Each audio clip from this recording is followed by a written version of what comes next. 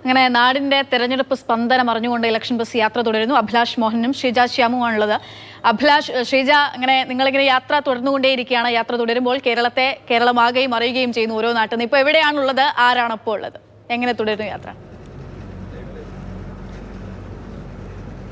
അക്ഷയ, ഞങ്ങളിപ്പോൾ പത്തനാപുരത്ത് നിന്ന് പത്തനംതിട്ടയിലേക്ക് പോയിക്കൊണ്ടിരിക്കുകയാണ്. ഇപ്പോൾ ഉള്ളത് മറ്റാരുമല്ല, ജ്യോതികുമാർ ചാമക്കാല. കേരളത്തിന് അദ്ദേഹത്തെ ഒരു പരിചയപ്പെടുത്തൽ ആവശ്യമില്ല. അദ്ദേഹം ഇത്തവണ ജയിച്ചേ തീരൂ എന്ന വാശിയിൽ പത്തനാപുരത്ത് മത്സരിക്കുകയാണ്.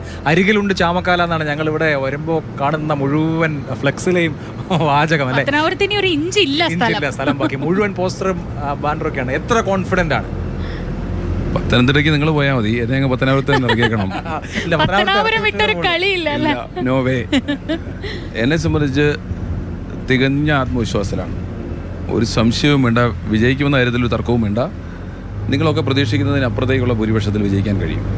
അത് ചില കാര്യങ്ങളിൽ രാഷ്ട്രീയമായ വിലയിരുത്തൽ, അത് ചില കണക്കുകൾ ശരിയായത് കൊണ്ടുകൂടിയാണ് എനിക്ക് അത്രയും ആത്മവിശ്വാസം കൂടുന്നത്.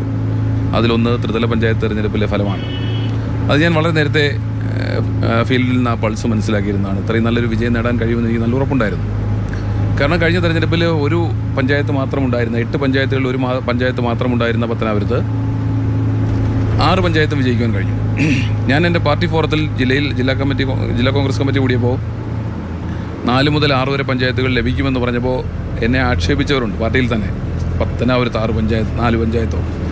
എന്നാൽ റിസൾട്ട് വന്നപ്പോൾ 6 പഞ്ചായത്തിൽ ലഭിച്ചു. 2 പഞ്ചായത്തുകൾ പോയത് തുച്ഛമായ വോട്ടുകൾക്കാണ്. ഒരു പഞ്ചായത്ത് പോയത് 3 വോട്ടിനാണ്. ചരിത്രത്തിലാദ്യമായി ബ്ലോക്ക് പഞ്ചായത്ത് ഭരണം പിടിച്ചു എന്ന് മാത്രമല്ല 14-ൽ 10 സീറ്റും ജയിച്ചു. മൊത്തം നിയോജകമണ്ഡലത്തിൽ 20 ബ്ലോക്ക് പഞ്ചായത്ത് ഡിവിഷനുള്ളതിൽ 16 ജയിക്കാൻ കഴിഞ്ഞു. ചരിത്രത്തിലാദ്യമായി പത്തനാപുരം ജില്ലാ പഞ്ചായത്ത് തലൂർ ഡിവിഷൻ ഉൾപ്പെടെയുള്ള ഡിവിഷനുകൾ ജയിക്കാൻ കഴിഞ്ഞു. അപ്പോൾ ബ്ലോക്ക് പഞ്ചായത്തിലും ജില്ലാ പഞ്ചായത്തിലുമൊക്കെ ഏകദേശം 7500-8000 വോട്ടിൻ്റെ ലീഡ് UDF-നുണ്ട്. അത് എനിക്ക് തരുന്ന ആത്മവിശ്വാസം ചെറുതാണ്. അത് തരുന്ന ആത്മവിശ്വാസം ചെറിയതല്ല, അത് ഞാൻ പ്രതീക്ഷിച്ചതാണ്.